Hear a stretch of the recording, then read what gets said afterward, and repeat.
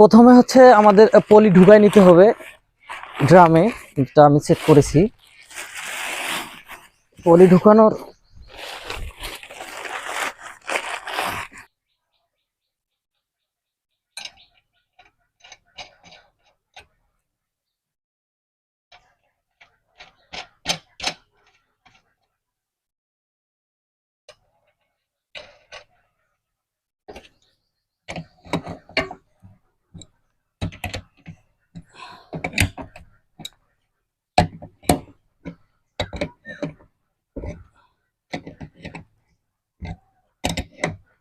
আমি যে ড্রামটা ইউজ করছি এটাতে সর্বোচ্চ 10 কেজি পলি ঢুকানো যায়।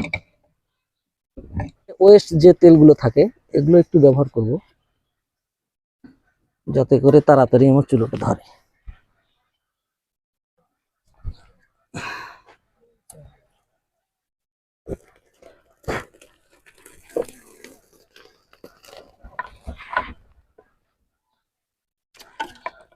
এখানে বেশি জ্বালানির প্রয়োজন হয় না, সামান্য কিছু জ্বালানি হলেই আমাদের এই কাজটা সম্পন্ন হবে। কারণ আমরা এখানে যে গ্যাসটা উৎপন্ন হবে ওই গ্যাসটা দিয়ে আবার জ্বালাবো।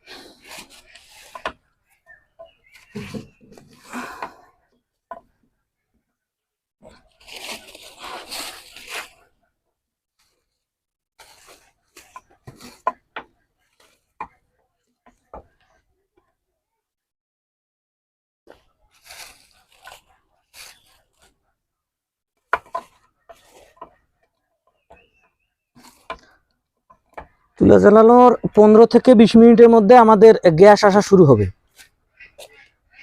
এবং অকটেন জমা শুরু হবে, যেটা পাতলা তেল ওটা সবার আগে জমবে আমাদের যে কন্টেইনারগুলোতে আছে কন্টেইনারগুলো। তারপরে এই গ্যাসটা কোথায় যাচ্ছে আসলে? মূলত আমাদের এখানে পলিথিন গলে গ্যাসে রূপান্তর হচ্ছে। গ্যাসে রূপান্তরিত হওয়ার পরে আমাদের যে পাইপলাইন আছে পাইপলাইনের মাধ্যমে প্রথম কন্ডেন্সারে আসতেছে। এখানে হচ্ছে মূলত আমাদের জমা হচ্ছে ডিজেল। এই ডিজেলটা কিছুটা এখানে থাকতেছে, আবার যেটা এর থেকে পাতলা গ্যাস ওটা হচ্ছে এই পাইপলাইনের মাধ্যমে আবার সেকেন্ড কন্ডেন্সারে আসতেছে। এখানে হচ্ছে আমাদের জমা হবে পেট্রোল। তারপর এখান থেকে বাকিটা এখানে জমা হবে, ঘনীভূত হয়ে এখানে থাকবে, আর বাদবাকি যে গ্যাসগুলো আছে ওগুলো আবার এই পাইপলাইনের মাধ্যমে এই তৃতীয় কন্ডেন্সারে আসবে।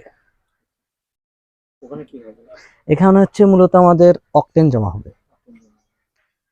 তারপর কি আমরা জানি যে অকটেন অনেকটা পাতলা, তো এই জন্য আমি আরো একটা কন্ডেন্সার ইউজ করছি যেখানে এখানে অকটেন জমা হবে। হ্যাঁ, তো আর একটা পাইপলাইন দিয়েছি এখানে, এর সঙ্গে আবার আর একটা কন্ডেন্সার যোগ করেছি, কারণ যাতে সরাসরি আমার গ্যাসটা খুব ফোর্সে বের না হয়ে যায়। এখানে আবার ঠান্ডা হবে, ঠান্ডা হওয়ার পর এই পাইপলাইনের মাধ্যমে আমরা আবার চুলো জ্বালাবো, এই গ্যাস দিয়েই চুলো জ্বলবে আমার। মানে আপনার রিসাইকেল করে আবার ওই গ্যাসটা দিয়ে আপনি এই গ্যাসটা দিয়ে আবার হচ্ছে আমার চুলো জ্বলবে, একটু সময় লাগবে।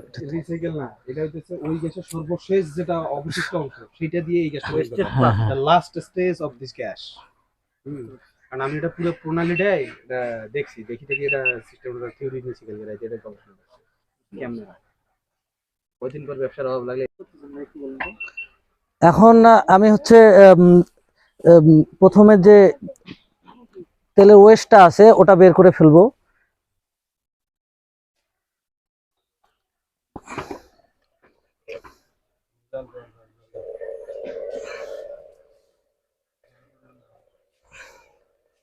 কিছু ওয়েস্ট আমাদের জমা হয়েছে এখানে এসে, মানে যদি পলিটলি ভেজা টেজা থাকে, তারপর ময়লা কিছু আছে, ওগুলো হচ্ছে বের হয়ে চলে যাবে।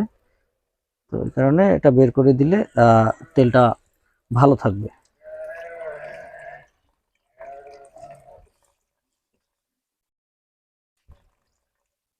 এটা যেটা আমরা প্রথমে জ্বালালাম সেই হচ্ছে এই এটা। হ্যাঁ, না দেওয়া হলে আপনার হচ্ছে যে ডিজেলটা জমা হওয়ার কথা ছিল, যদি হচ্ছে আপনার 1 লিটার ওখানে জমা হবে, দেখা যাচ্ছে যে 700 ml জমা হয়েছে আর বাকিটা চলে গেছে। না, এখানে সমস্যাটা হলো পানিটা না দিলে গ্যাসটা তরল হবে না, গ্যাসটা তো তরল হবে না। লিকুইড হবে না, এই জিনিসটা বলুন। আমাদের এখন তেল আসা শুরু হবে কিছুক্ষণ পর। আরে ওর থেকে ওর পাইপটা ধরো।